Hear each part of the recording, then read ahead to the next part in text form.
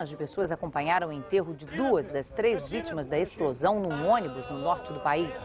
O enviado americano Anthony Zinni disse que as ações terroristas não vão conseguir atrapalhar a missão de paz.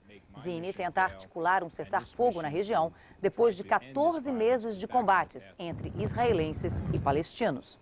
A Aliança do Norte prendeu em Cabul um dos principais colaboradores de Osama Bin Laden.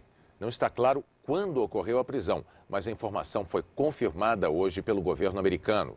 Ahmed Abdel-Rahman foi reconhecido pela família quando essas imagens mostrando a prisão dele em Cabul foram divulgadas. Ahmed é filho do sheik Omar Abdel-Rahman, condenado à prisão perpétua aqui nos Estados Unidos. Os terroristas responsáveis pelo primeiro atentado às Torres Gêmeas em 93 eram seguidores do sheik. Mas ele foi condenado 2 anos depois por ter planejado vários atentados a pontos turísticos aqui de Nova York, que acabaram não acontecendo.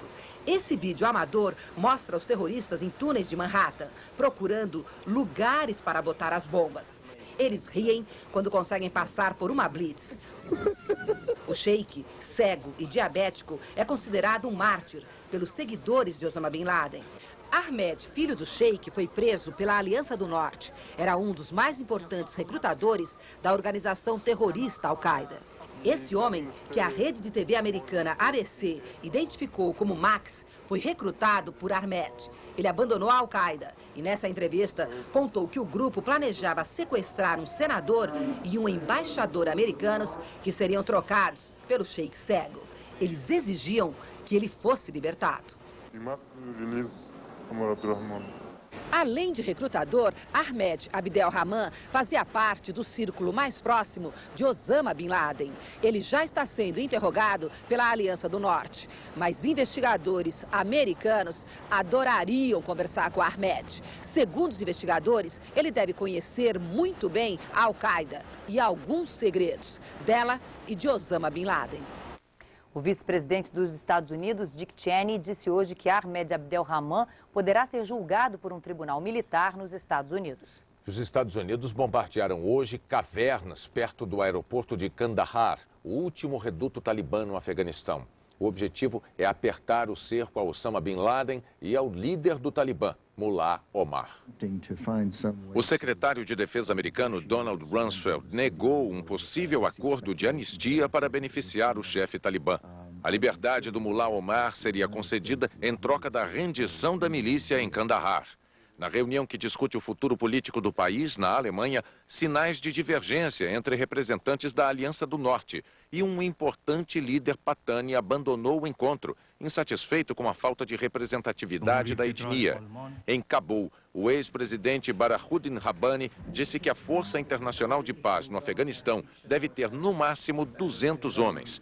Rabbani disse que a Aliança do Norte vai trabalhar pela aproximação com o Paquistão e que o governo interino afegão deve ser escolhido por voto popular. Pela primeira vez desde a queda do Talibã, um alto funcionário da ONU visitou a capital para ver os estragos da guerra. Mark Malloch Brown disse que o mundo não pode mais abandonar o Afeganistão. Ministros da Justiça de Brasil, Argentina, Paraguai, Uruguai, Bolívia e Chile assinaram hoje em Montevidéu um acordo de cooperação no combate ao terrorismo. Os países condenaram os ataques aos Estados Unidos. Numa outra reunião, os ministros do interior desses países assinaram acordos para combater o crime organizado. A maior preocupação é com a região da Tríplice Fronteira entre Brasil, Argentina e Paraguai. Loucos por filhos, eles toparam o desafio de ser pai e mãe ao mesmo tempo. Numa cerimônia Hare Krishna, mas a família não divulgou se haverá uma cerimônia pública para a despedida ao músico. Em Nova York, os fãs fizeram vigília para prestar homenagens ao caçula dos Beatles. Os fãs passaram a noite no Central Park. Nesse espaço, um memorial construído quando John Lennon foi assassinado, mas que sempre foi de todos os Beatles. Ele era o tipo silencioso. Assim, Jane tenta definir George Harrison, uma fã que só viu os Beatles juntos em gravações. Quando ela nasceu, há 29 anos, eles já tinham se separado. Hoje, fãs de todas as gerações voltaram a se reunir. para lembrar o Beatle George. Em Londres, as principais homenagens foram em frente ao estúdio onde os Beatles gravavam. Aqui em Nova York, mais uma vez, eles foram ao Central Park, que ficou lotado. Foram horas cantando, ouvindo, falando de George para uma geração ainda mais jovem. Ele foi um dos músicos mais influentes de todos os tempos. O ex-Beatle queria ser cremado e queria que as cinzas fossem jogadas num rio. Mas o mistério sobre o funeral dele continua. Segundo a rede BBC de Londres, o corpo de George já teria sido cremado durante uma cerimônia Hare Krishna. Mas o jornal, também em inglês, The Times, diz que essa informação ainda não foi confirmada. Para esse fã, o mais importante é que George nunca será esquecido. E mais, o mundo vai sentir a falta dele.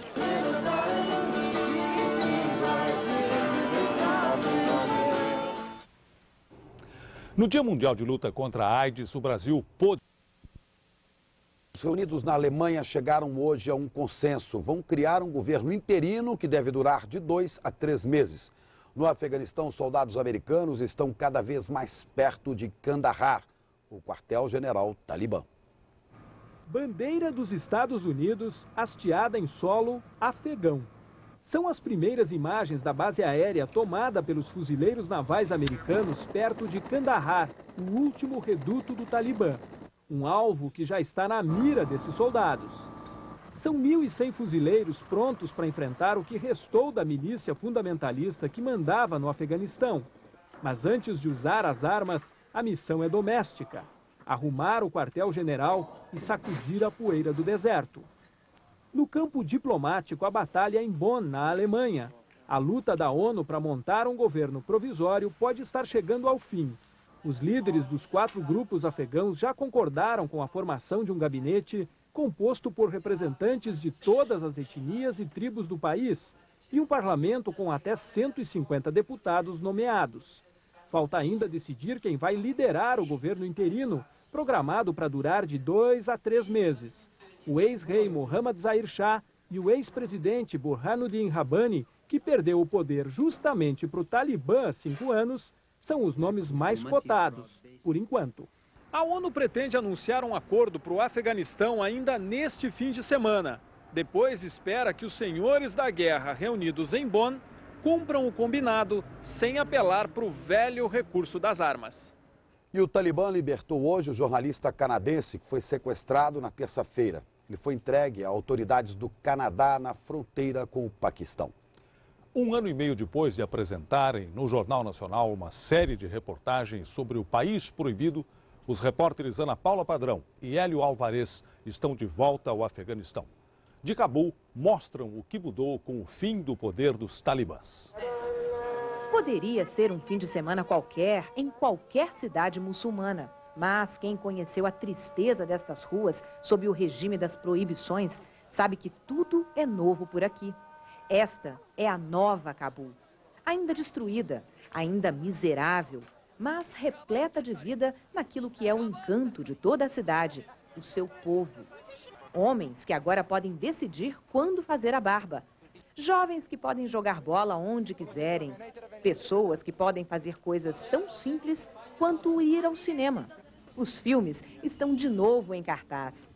Bashir, o gerente desta sala, me diz que sou a primeira mulher a entrar aqui desde que as portas foram reabertas. I'm the first one. Eu sou a primeira? A primeira em 6 anos, ele responde. É que os novos tempos chegam mais devagar para as mulheres, que ainda não tiraram a burca. As poucas que já não temem o Talibã ainda têm medo da câmera. Por isso, mesmo não sendo obrigada, decido cobrir a cabeça em respeito à fé local e facilitar assim o contato com as pessoas. A presença de jornalistas ainda é estranha para os locais. Esta mulher me diz que só espera uma decisão oficial de um novo governo para descobrir o rosto e voltar a trabalhar. Muitas outras coisas foram liberadas. A música. E é comovente ver a alegria deste homem que agora pode sintonizar o rádio na rua. Lojas de fitas cassete estão em cada esquina da cidade livre. livre também para se exibir em fotos. Hamid é um fotógrafo que trabalhou escondido nos últimos anos. Ele me leva ao parque, onde clicava seus clientes nos cochilos talibãs. E me conta que as fotos eram reveladas numa loja clandestina. Prova de que lei alguma pode proibir uma população inteira de fazer o que quer. Neste país de imagens proibidas, onde o governo talibã confiscou e destruiu centenas de aparelhos de televisão durante os últimos 6 anos, bastaram algumas semanas para que a criatividade das pessoas trouxesse de volta as imagens do mundo às telas da TV. É isso mesmo, neste lugar onde tudo é escasso, o povo fabrica agora antenas parabólicas de latas usadas. E TVs há muito escondidas nos porões podem voltar a sintonizar emissoras distantes. Cabul, não tenho dúvidas, é muito mais feliz que há 1 ano e meio. Mas parece-me também que no destino deste país, a felicidade nunca teve fundamentos sólidos. Muitos ainda enterram seus mortos, de doença, de fome, da guerra. Medo também compõe o cenário da nova Cabul. Para chegar aqui, desta vez, embarcamos num voo das Nações Unidas. E nos 40 quilômetros de estrada que separam o aeroporto da cidade, vimos postos talibãs ainda ativos e muita gente armada. Os soldados da Aliança do Norte estão presentes, mas não são garantia de segurança. É certo que muito já mudou. No ano passado, quando estávamos aqui, era impossível imaginar esta cena. Uma mulher ocidental conversando com homens na rua. Hoje perguntei a um deles o que o país mais precisa agora. Ele respondeu: paz.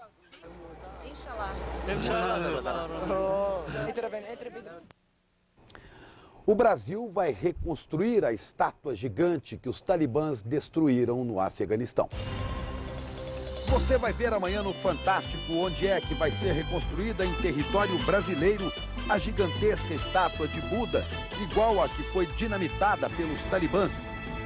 Idolatrado pelas mulheres, o galã Brad Pitt confessa em entrevista exclusiva: pensou em se matar porque não aguenta tanto sucesso. O homem que participou da mais polêmica experiência científica da história diz ao Fantástico porque a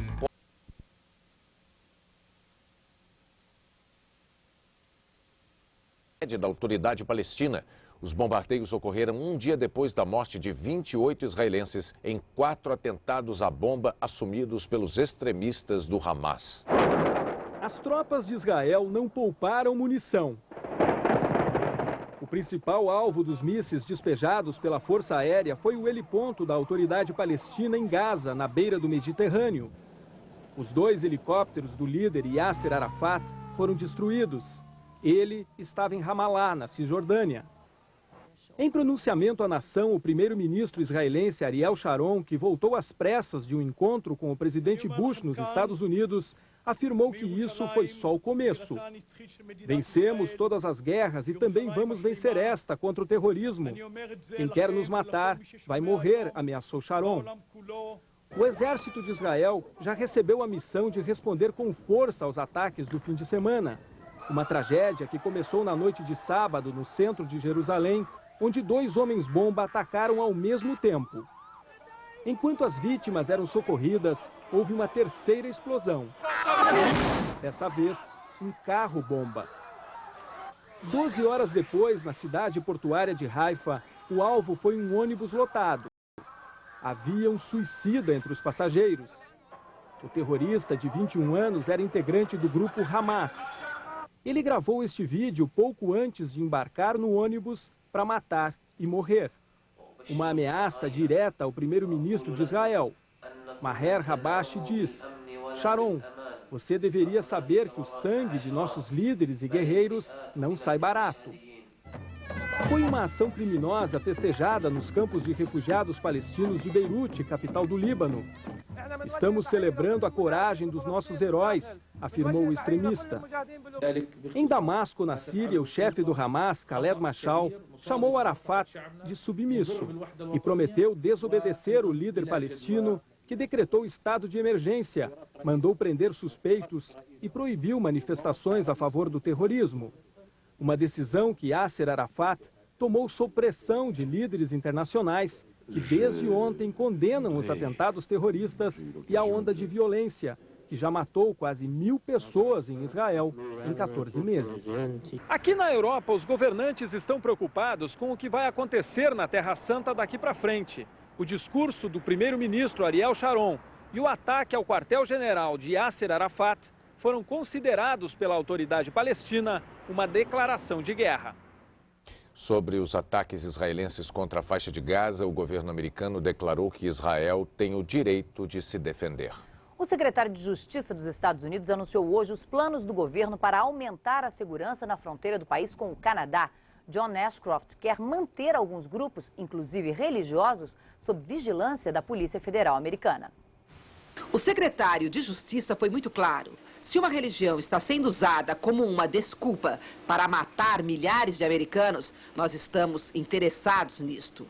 Hoje, a Constituição americana garante a todos o direito de se reunir, mas o governo quer agora que o FBI tenha poder de vigiar organizações políticas e religiosas. O objetivo, segundo o secretário de Justiça, evitar novos atentados terroristas. Outra preocupação do governo é a fronteira com o Canadá, a maior fronteira sem defesa militar do mundo. O governo americano acredita que pelo menos 50 organizações terroristas tenham representantes no Canadá, inclusive a Al-Qaeda. Hoje, Estados Unidos e Canadá assinaram um acordo. A Guarda Nacional e aviões militares vão vigiar a fronteira. Outro alvo da campanha antiterrorismo, segundo o jornal Washington Post, é o que autoridades chamam de células adormecidas da organização Al-Qaeda. Terroristas que estariam esperando apenas uma ordem para agir. Alguns estariam aqui mesmo nos Estados Unidos. No Afeganistão, centenas de fuzileiros navais também aguardam a ordem para entrar em combate. Nessa base improvisada e que não pode ser identificada. O corpo do espião da CIA que morreu no Afeganistão voltou ontem aos Estados Unidos. John Spann foi o primeiro americano a morrer em combate. Tinha 32 anos, era casado e tinha 3 filhos. E esse americano, John Walker, de 20 anos, convertido ao islamismo e que estava no Afeganistão, lutando ao lado do Talibã, já está sob custódia das forças especiais americanas. Intensos bombardeios em Kandahar, o último reduto talibã no Afeganistão, isolaram ainda mais a cidade no sul do país. Forças americanas e da Aliança do Norte preparam uma ofensiva final. Enquanto isso, em Bonn, na Alemanha, facções rivais do Afeganistão estão perto de fechar um acordo sobre uma proposta das Nações Unidas para a criação de um futuro governo afegão. As 4 facções que participam da reunião concordaram com um governo interino, mas ainda terão de escolher os 29 nomes que formarão o gabinete que vai dirigir o país até que a Loya Jirga, a Assembleia Tradicional Afegã, seja realizada. Segundo a proposta da ONU, o ex-rei Zahir Shah, de 87 anos, terá papel simbólico na abertura da Assembleia. Nela seriam escolhidas pessoas para governar o país até a aprovação de uma Constituição e a eleição de um governo permanente. Mas em Cabul, o ex-presidente afegão e líder da Aliança do Norte, Burhanuddin Rabbani, se reuniu com ministros da Aliança para discutir as negociações na Alemanha. E numa entrevista para o jornal americano Washington Post, descartou que o ex-rei afegão terá qualquer papel especial no futuro do país. Rabbani disse também que os talibãs e líderes da Al-Qaeda capturados pela Aliança do Norte não serão entregues imediatamente aos Estados Unidos. Um dia antes da conquista da capital afegã pela Aliança do Norte, os talibãs assaltaram o Banco do Afeganistão, de Cabul, por telefone. A repórter Ana Paula Padrão tem os detalhes. Antes de baterem retirada de Cabul, os talibãs assaltaram o Banco do Afeganistão. A notícia foi divulgada hoje por funcionários do banco.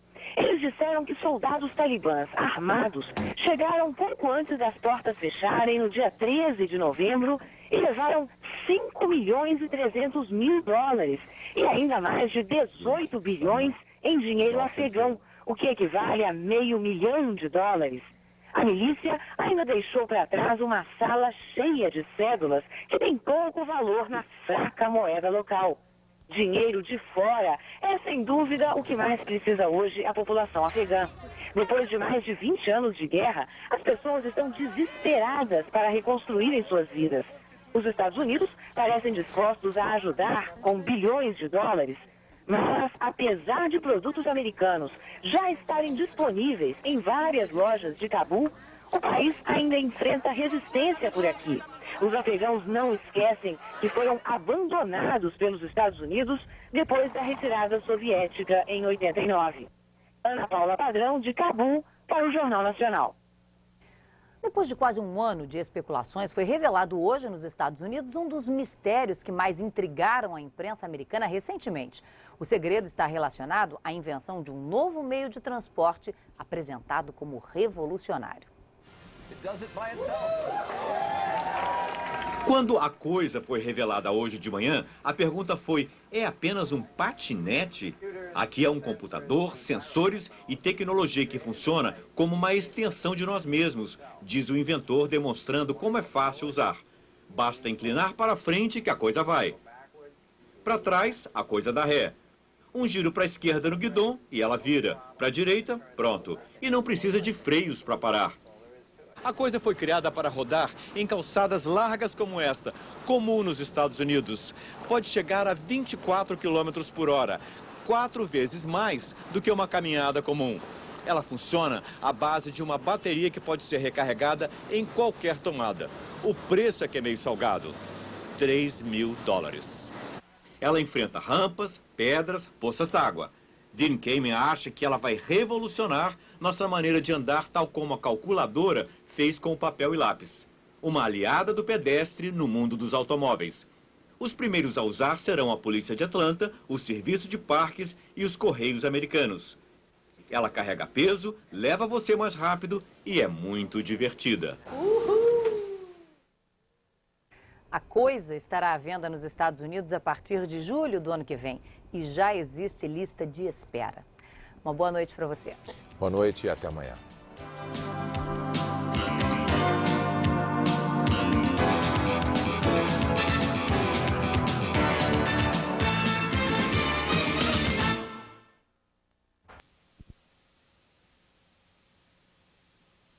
Autoridade Nacional Palestina, uma instituição que apoia o terrorismo. Entre os alvos, o quartel-general do líder palestino Yasser Arafat, na cidade de Ramallah. Ele estava no escritório, mas não se feriu. De acordo com hospitais da região, 3 pessoas morreram e mais de 100 ficaram feridas. O bombardeio veio de cima. A Força Aérea Israelense usou caças F-16 para atingir os alvos na faixa de Gaza e na Cisjordânia. A missão principal era destruir o quartel-general de Yasser Arafat em Ramallah. O líder palestino estava no gabinete, 50 metros de onde um foguete explodiu. Ele escapou sem nenhum arranhão, mas o prédio ficou em ruínas. Enquanto a Força Aérea despejava munição, as pessoas desesperadas tentavam fugir. Mas para onde? O pânico tomou conta das ruas. O pai apavorado corre para salvar os filhos do bombardeio.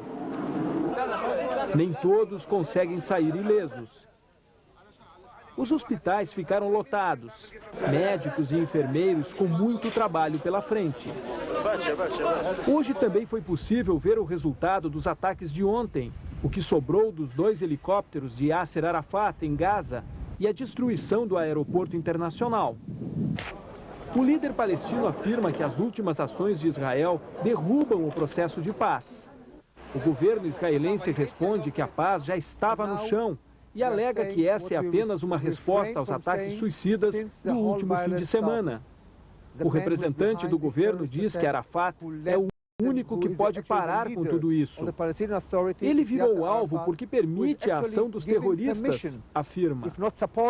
O primeiro-ministro Ariel Sharon se reuniu com o alto comando militar do país e reafirmou que a ordem é usar toda a força para proteger os israelenses. Os tanques já estão de volta às cidades palestinas e a pressão só faz aumentar o ódio na Terra Santa. As ações militares provocaram uma crise política também. O Partido Trabalhista do ministro das Relações Exteriores, Shimon Peres, considera a retaliação um exagero. Mas integrantes do gabinete de Sharon afirmam que o primeiro-ministro permanecerá forte, mesmo que os trabalhistas renunciem. A União Europeia condenou a resposta de Israel aos ataques suicidas e defendeu o diálogo entre o governo israelense e a autoridade palestina. Os governantes europeus estão mesmo preocupados. Se Arafat cair, quem virá depois dele? E quem garante que será alguém disposto a construir a paz? Os países da Liga Árabe já decidiram convocar uma reunião de urgência domingo no Cairo para discutir essa situação em Israel e nos territórios palestinos. Agora a guerra no Afeganistão. A agência de notícias France Presse divulgou que ontem, durante um bombardeio americano, foi ferido o egípcio Ayman al-Zawahiri, considerado o número 2 de Osama Bin Laden na rede terrorista Al-Qaeda. Ele poderia inclusive estar morto. Na Alemanha, depois de uma semana de reuniões, líderes afegãos chegaram a um acordo para a formação de um governo interino. O projeto aprovado prevê que uma assembleia com 29 membros governe o Afeganistão. A assembleia será formada por um presidente, 5 vice-presidentes e 23 ministros, com a participação de todas as etnias do país. Uma mulher ocupará uma das vice-presidências. No Afeganistão, soldados australianos se juntaram aos fuzileiros navais americanos numa base no sul. Aviões dos Estados Unidos bombardearam novamente a cidade de Kandahar e uma região montanhosa do leste afegão, onde Osama Bin Laden poderia estar escondido. Uma agência de notícias afegã disse que 115 civis morreram nos últimos 5 dias por causa dos bombardeios americanos. A chuva melhora o nível dos reservatórios do Nordeste. E no Japão, a mais rápida montanha-russa do mundo. Você vai ver daqui a pouco, aqui no Jornal Hoje. Convidados. O carrinho da montanha-russa leva apenas 2 segundos para atingir a velocidade de 172 km por hora. Os construtores do brinquedo queriam recriar a sensação de um foguete sendo lançado ao espaço. Esta jornalista que testou o passeio disse que é uma experiência assustadora, mas é rápida. A brincadeira acaba em 1 minuto. A montanha-russa recebeu o nome de Dodonpa, que em japonês significa batida apressada do coração. Dodonpa foi construída num parque perto do Monte Fuji, um dos cartões postais do Japão.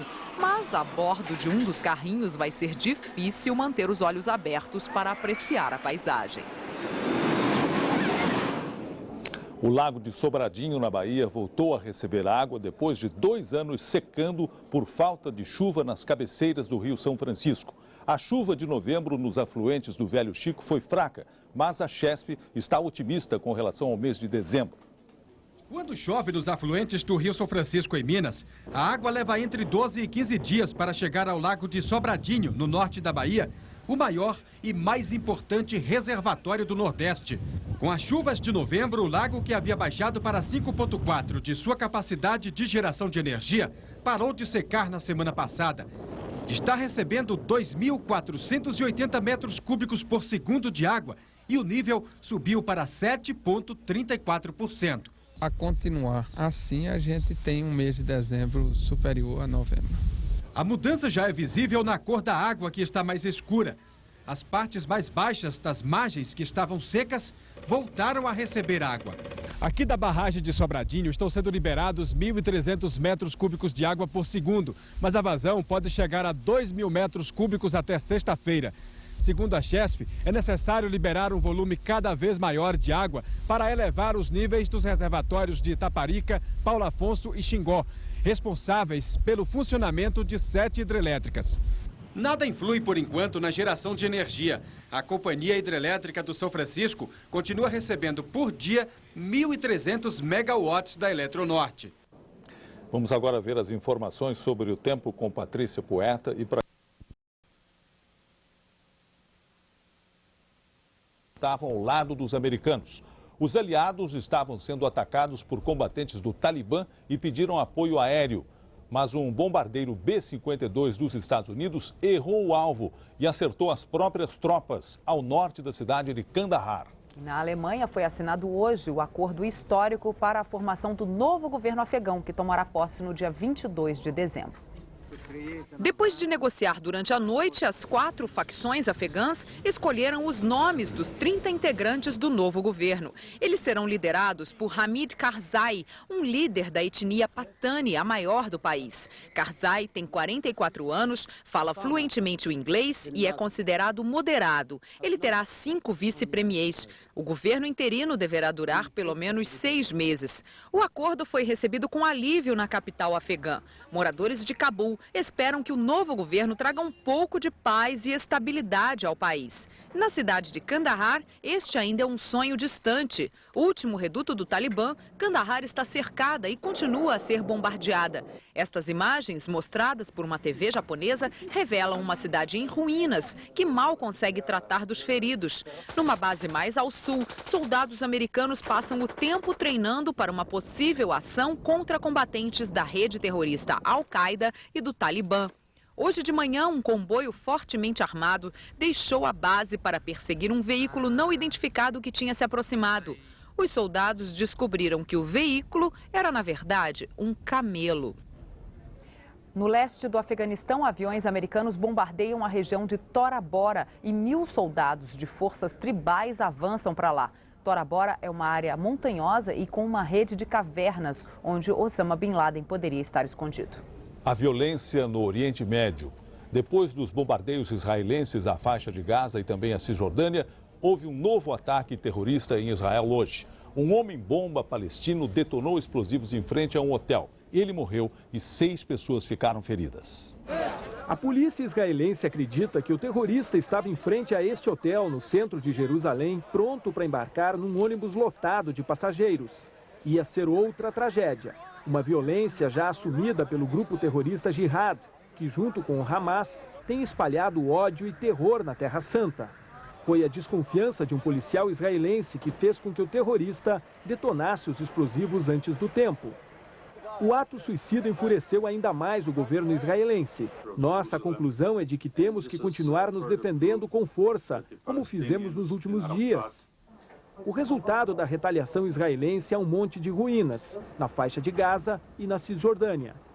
Hoje, os tanques cercaram as cidades palestinas e os postos militares do exército israelense foram reforçados. Yasser Arafat se encontrou com o general da reserva Anthony Zinni, enviado dos Estados Unidos ao Oriente Médio. O líder palestino reclamou da falta de apoio de Washington. Meus telefonemas não são atendidos pelo governo americano e ninguém retorna minhas ligações, lamentou Arafat. Em Roma, o Papa João Paulo II pediu que o mundo se esforce para levar paz para o Oriente Médio. Quero expressar meu sentimento pelas vítimas dessa violência absurda que continua tingindo a Terra Santa com sangue, disse o Papa. O presidente egípcio Hosni Mubarak vai mandar um emissário a Israel para conversar com o primeiro-ministro Ariel Sharon. O objetivo é convencer o governo israelense a parar com os ataques contra o líder palestino. Por telefone, Sharon conversou com o presidente americano George Bush e garantiu que jamais deu ordem para matar Arafat. É preciso mais incentivo para estimular a leitura entre os estudantes. O Brasil ficou em último lugar numa... Karzai pode estar escondido. Bombas são despejadas sobre os túneis e cavernas. Enquanto isso, por terra, forças anti-Talibã atacam com morteiros e tanques. Combatentes afegãos, segundo o Pentágono, já entraram em algumas das cavernas na caça a Bin Laden e seus combatentes. Forças especiais americanas em terra ajudam a dirigir os bombardeios aéreos. Há notícias não confirmadas de que um filho do terrorista pode ter morrido num dos ataques. 2 poderosos líderes anti-Talibã rejeitam o novo governo. O general uzbek Abdul Rashid Dostum, de Mazar-e-Sharif, não gostou da pouca participação de sua etnia na divisão de poder acertada ontem. O líder espiritual pashtun, Sayed Ahmad Gailani, achou injusta a distribuição dos ministérios, quase todos em poder de membros da Aliança do Norte.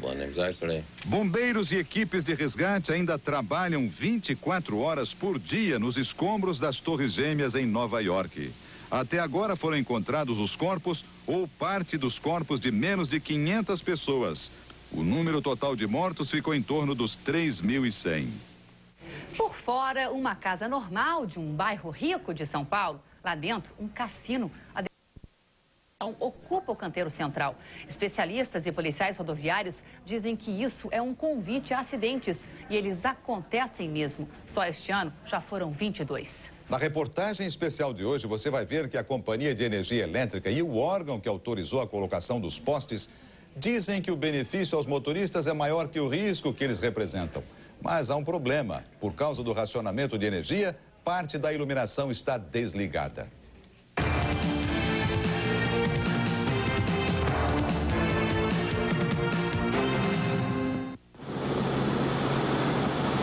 O trecho duplicado da BR-116 em São Paulo deveria ser sinônimo de segurança. Quanto mais pistas, melhor. Pelo menos por aqui, o apelido Rodovia da Morte tinha tudo para ganhar aposentadoria. Até que 900 postes brotaram no meio da estrada. A Eletropaulo, companhia responsável pelo fornecimento de energia elétrica desta região, resolveu dar uma força aos municípios de Itapecerica, São Lourenço da Serra e Juquitiba. Era uma reivindicação antiga. Qualquer chuvinha provocava apagão. A instalação dos postes que conduzem a rede ao longo de 34 quilômetros teve início no fim do ano passado. Em janeiro, antes da inauguração, já havia registro de acidentes. A Polícia Rodoviária Federal encaminhou ofício ao Departamento Nacional de Estradas de Rodagem, em que alertava para o risco da novidade de concreto em pleno canteiro central.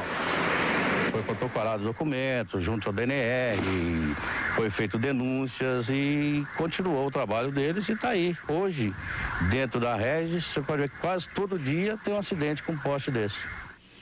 O DNR diz que só autorizou porque recebeu a promessa de que a estrada ganharia iluminação. Um presente para os motoristas. Alertado pela Polícia Rodoviária, o diretor do departamento providenciou a proteção de algumas áreas com guarda-reios metálicos. Ainda assim, ele admite que o perigo persiste. É perigoso, mas nós consideramos que os benefícios